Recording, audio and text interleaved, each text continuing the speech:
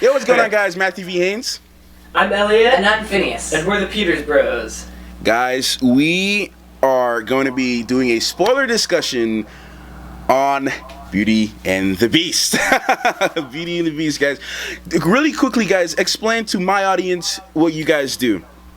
We're two brothers who do vlogs, comedy, songs, and all sorts of really fun stuff. Basically, just whatever suits our fancy at any given time. But we're really huge nerds and geeks, and we like to geek out about the stuff that we love and share it with you guys. Awesome. And to the Peters Bros family, I do a lot of movie reviews, trailer reactions. I do vlogs occasionally, sometimes. not too often. Pretty much like the Peters Bros every now and again, but not as much as I would want to. But if you like movies and nerd stuff and superheroes and stuff, come over to Matthew V Haynes and check it out. Yeah, definitely, guys. If you're nerds like us, Matthew's channel is a great place to geek out about stuff. Awesome. So we talked a little bit before on some of the things that we wanted to address. The opening scene, I wanted to discuss about Maurice and the difference between the animation and the live action movie. So what are your thoughts, guys, on that whole scene? Yeah, I think the main difference is the fact that Maurice isn't an inventor, right? It's the fact that he's a music box maker, which really sets him apart from Belle in a way that we didn't see before, because they were both kind of oddballs before, but now, I mean, he's still crazy old Maurice, but he's not as different from the rest of the crowd. And I also feel like giving him a song to introduce his character with How Does a Moment Last Forever was kind of a very beautiful way of introducing him and kind of made us feel for him in a completely different manner. Yeah, they definitely what I did love like what they did with this movie was they used a lot of musical numbers to give people a more in-depth backstory, which was really cool. I enjoyed that. So one of the things too I noticed now that you mentioned the difference between the animation was Belle's role with her relationship with her father. She's more or less concerned and interested in her past rather, and wanted to know more about her mother and what happened, because that's a side that we never saw in the animated movie, her wanting to know too much about her mom in the beginning of the movie. Yeah, that was completely added to this new version, which I actually really enjoyed. I felt like it gave Belle and her father something to talk about, and something that they were at odds about a little bit. That kind of added a completely different layer to their relationship. Yes, totally agree with that. So before we get more into the backstory, because there is a scene with the Notre Dame scene as well, which is really cool. But the townhouse, now we were talking a little bit earlier about how I felt in the animated movie, her house, Belle and her father's house, being outside of the main city. It was more of a visual representation of her isolation, from the rest of from the rest of the world, essentially. So, is there anything you guys would like to add on that? Well, I feel like kind of adding Belle into the town, like we saw in the film, kind of makes it seem more like Maurice was kind of trying to, bury her in this super small, super safe, enclosed space. Okay. So it's like he was trying to hide her away or squirrel her away.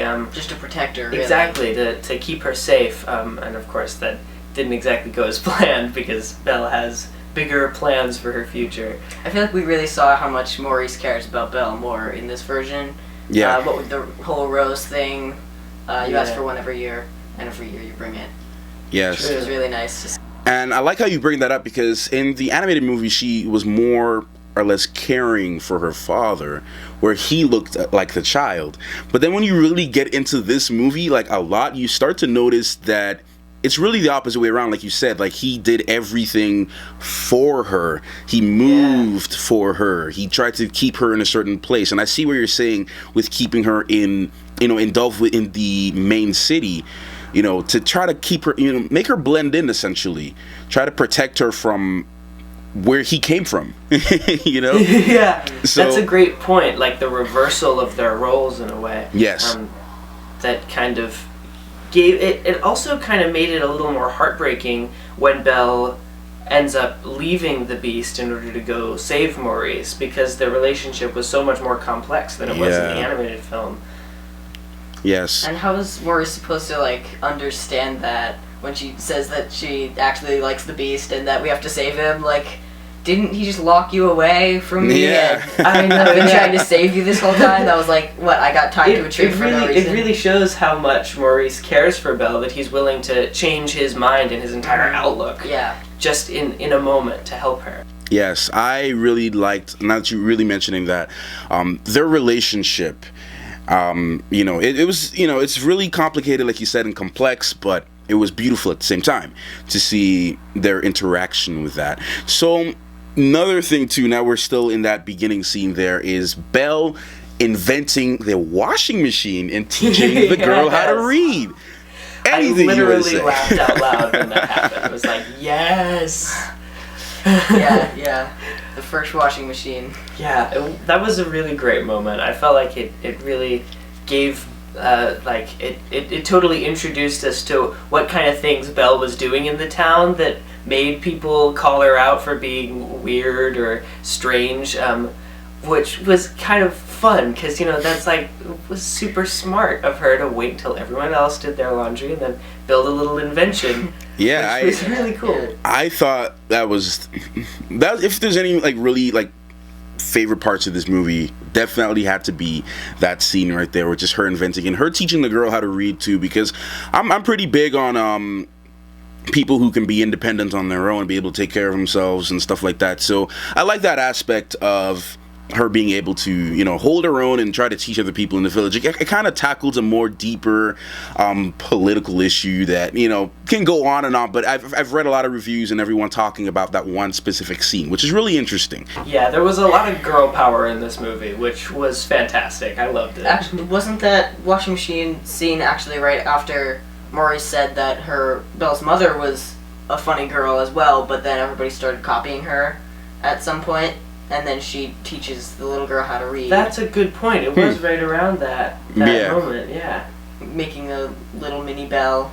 I mean, yeah. Good. I didn't even think about that too. That's actually really interesting.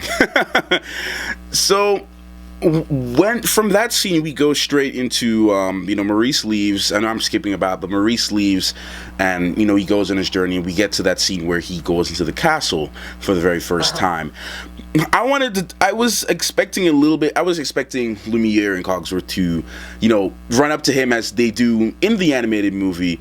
But that scene was a little bit different. I thought that was really weird of Maurice to just go in the house and just start eating food and start making himself comfortable. Because in the animated movie, all the workers, the whole staff pretty much welcome him into the home, seat him down and offer him tea and offer him this. And this one, they essentially do the same thing, but he kind of just did everything on his own. He just went and he saw food. He started eating it, and describe your that scene. How did you feel about that little change there? Did you like it or? Well, I feel like what they were trying to do there was both honor the original animated film and also honor the original story, like the original Beauty and the Beast story from France. Because in the original story, Maurice is captured by the Beast when he goes to pick a flower. And in the animated film, he's captured by the Beast when he goes into the castle. So they still wanted to do the going into the castle part, but they also wanted him to pick a rose. Mm-hmm. So I thought it was really clever the way they added that rose part in. I mean, there's definitely, she had some connection to roses, and so did the Beast. Yeah, that was actually cool, the way they tied roses into the whole film.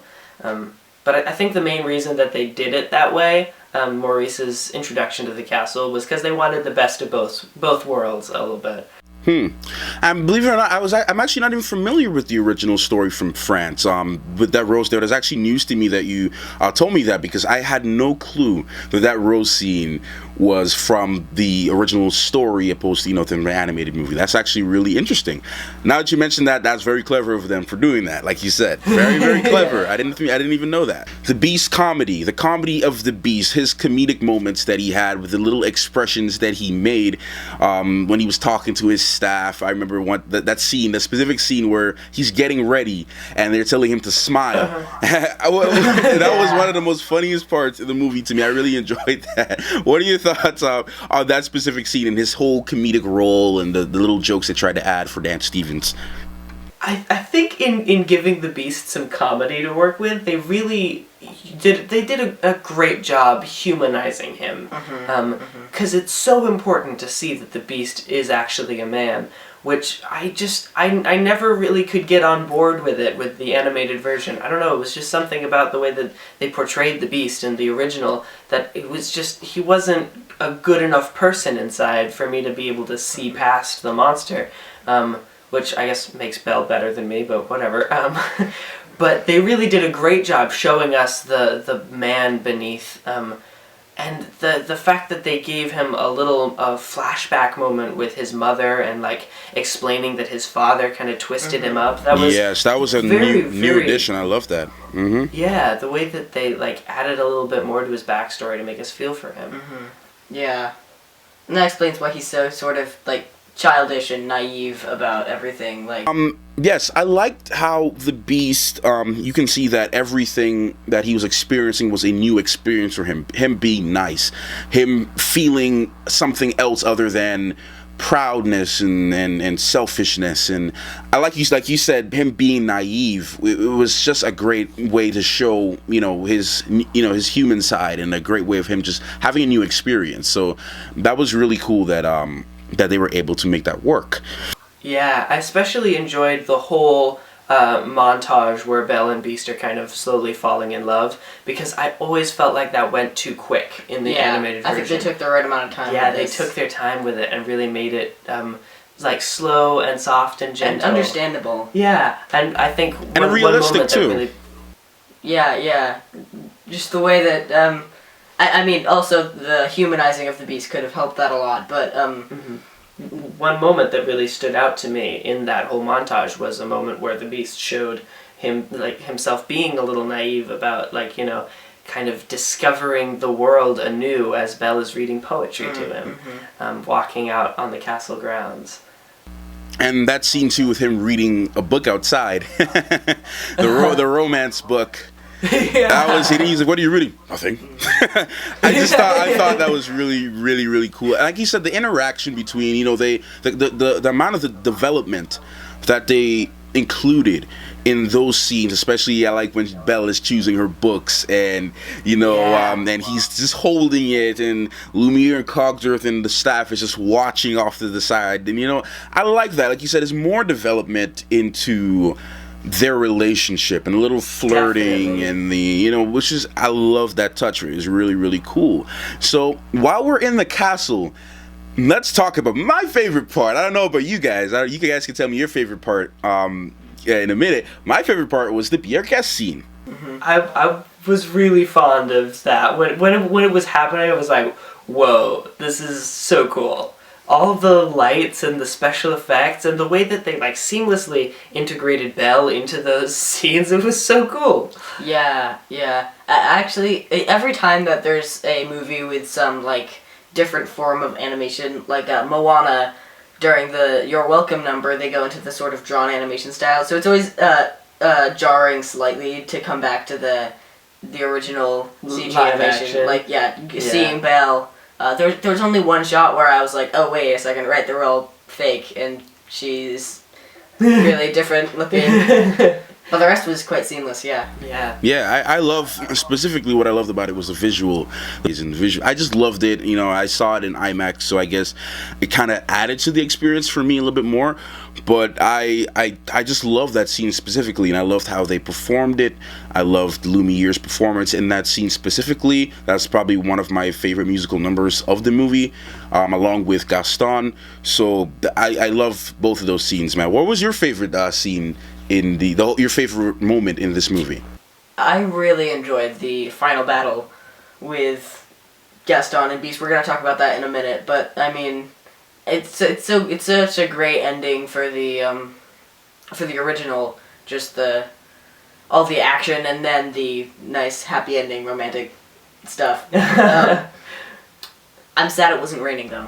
Oh, Ray yes. makes everything so much more epic. True. That I is think true. my favorite moment in the film was actually one of the added musical numbers. I loved the Beast's solo musical number, Forevermore, as he's slowly climbing the castle and watching Belle get farther and farther away from him, and kind of lamenting the loss of her, but also knowing that she'll always be with him. That was the moment when I just started crying my eyes out. Yeah, I could understand that. That was very touching, man. Because when I was hearing it, I was like, wait a minute. I was like, wait, no, this is a new song, because I didn't listen to the original. I didn't listen to the soundtrack before going into the movie, so I didn't know what to expect as far as the soundtrack and everything. I was like, wait a minute. I was like, whoa, this is a new song, and it's really touching. I was like, whoa, we're seeing a really passionate, soft side of the Beast. We're seeing this side of him, like, whoa, wow. It was really touching to me too. It was really great, and the fact that you didn't even at first notice that it was new was also really cool. That they were able to just seamlessly slip it in there, and you didn't even notice. It seemed so natural. It was a perfect integration between original score and brand new. And I love, like I said, the heads who came together to make all those little things possible did a really, really, really good job at making everything flow so seamless, like you said. It was a fantastic scene. So, Phineas, I saw you mentioned the battle scene, but before we get to that, what were your guys' thoughts on this overall CGI of the Beast? How did you feel about that? I mean, the whole design of, costuming and his whole face and horns were, I think, quite impressive. The movement, like you said in your spoiler review, I definitely agree that it was a little weird at some points. I am very picky about a lot of visual effects in movies. The animation of his face was pretty spectacular for most of those moments. Really, when Dan Stevens' performance came out the most, those were the best parts of the Beast's visual, I think. So usually when we watch movies, I'm kind of the one who's just and Finn is the one wait. So he's very analytical, and I'm kind of just watching the whole thing in awe. So for the most part, I kind of just thought of the Beast as a character in the scenes, but there were some moments that I was like, oh, that doesn't look right. There was one shot in particular, I can't remember exactly when it came, but I think the Beast was walking up the stairs, or at some point he looked a little weird, and his shirt didn't have any wrinkles in it, and it was just, he looked like a video game character almost. I feel like they might have rushed some of it. They definitely took their time with Forevermore, his musical number, and that final battle with Gaston, but most of the scenes, with Lumiere and Belle in it, were not as good, because they had to do so much more than just Beast. Yeah. I thought one scene that kind of made me put my doubts aside for as far as making the CGI look really good was Belle's Emma Watson interaction with that CGI prop, for Lumiere, in that one scene where he's giving her the tour of the castle and telling her not to go to the West Wing.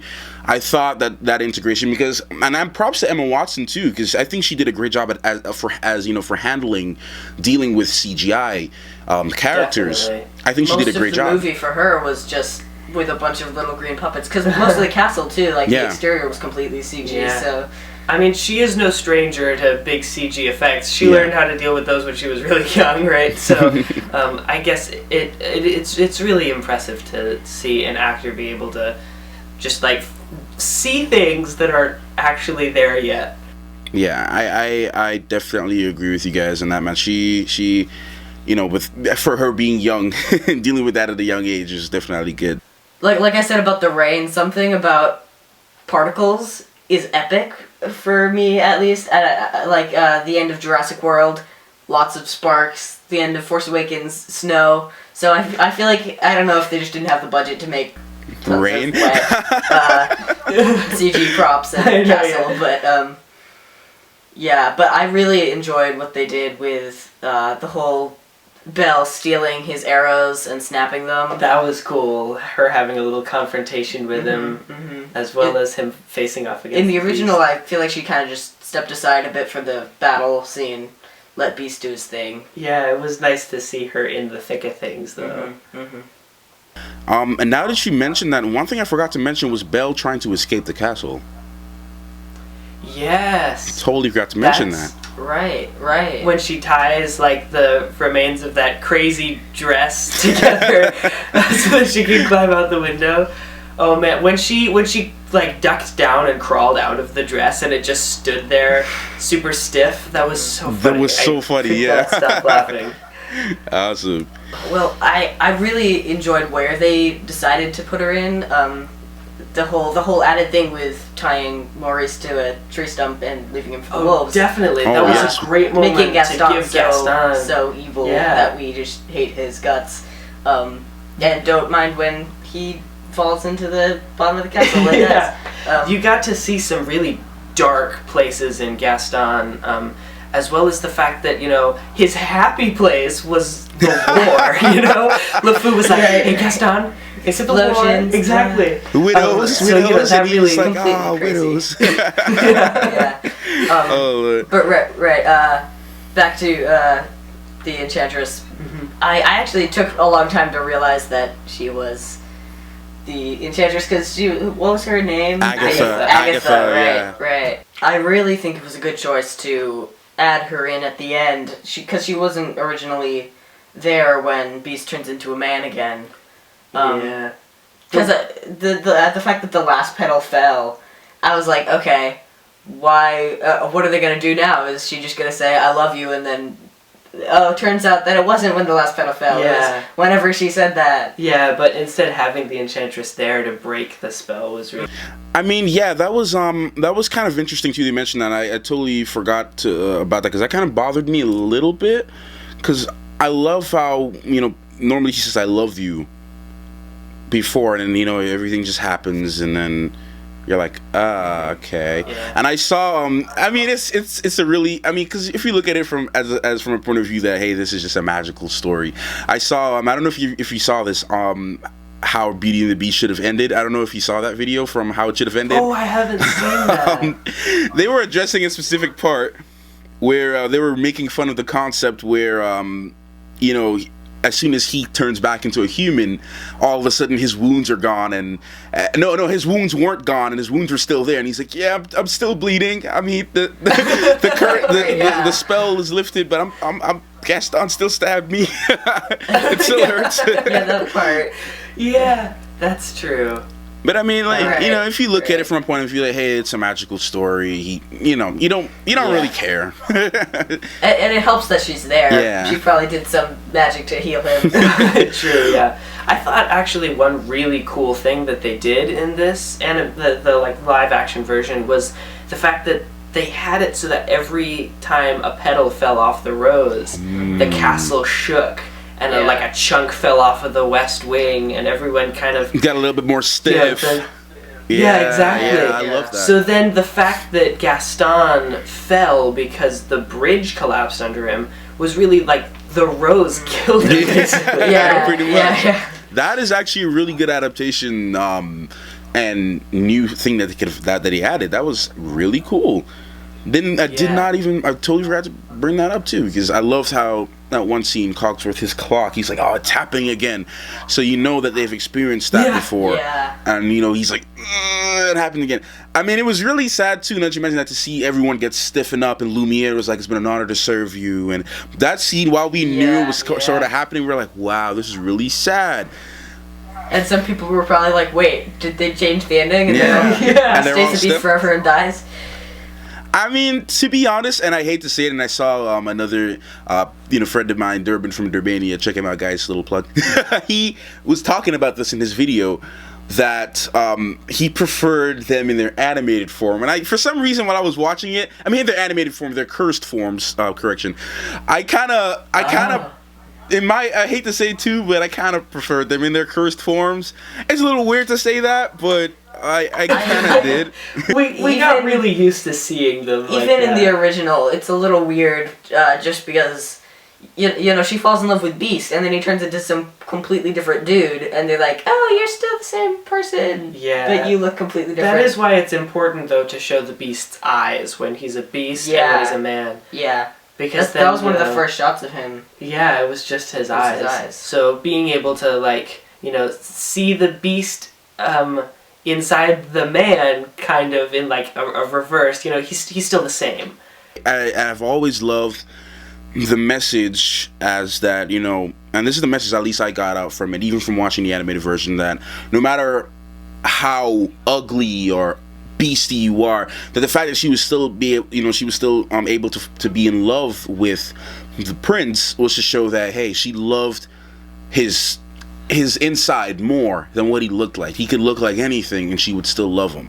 So that was, you know, that's the message I've always taken out from Beauty and the Beast, and I've always loved that part of it, you know, just to show that, you know, despite whatever you are, it's your personality, your inside is what counts the most. So overall, what do you think our general rating for this film is, Matt? General rating for the film, I'm gonna go with an 8 out of 10. On that, I think you guys would be around the same boat too, the 8 out of 10, being that you know, I guess you love the musical numbers and, of course, you know, the animation and the story overall. So I'm gonna go with an 8. All right, Peters Bros family and MVH family, I hope you guys, if you stuck all the way to the end, I hope you enjoyed our little discussion on Beauty and the Beast. Man, I had a great time at the movies. One thing I forgot to mention, I was talking to the bros about this earlier, was that my entire theater was like a Broadway musical. Like, everyone was clapping after every musical number. So the movie was an overall fun movie, and it was great, man. So guys, don't forget, for my people, man, go over the Peters Bros and check them out, guys. Subscribe to them. They post awesome content during the week, so go, guys, and check them out, guys. And Peters Bros family, I'd really appreciate it if you come over and check out my stuff. It'd be really awesome, man. Don't forget to like, comment, and subscribe if you are new. Leave your, tell us what are your thoughts on Beauty and the Beast, and what, like I said in my last review, what's your favorite musical number from this movie? Let us know in the comment section down below. Alright, until the next video, thank you for taking your time out to watch this one. Ring that notification bell on your way out. Clockmaster, out. Arroo! Don't forget to tell your enemies that we are awesome.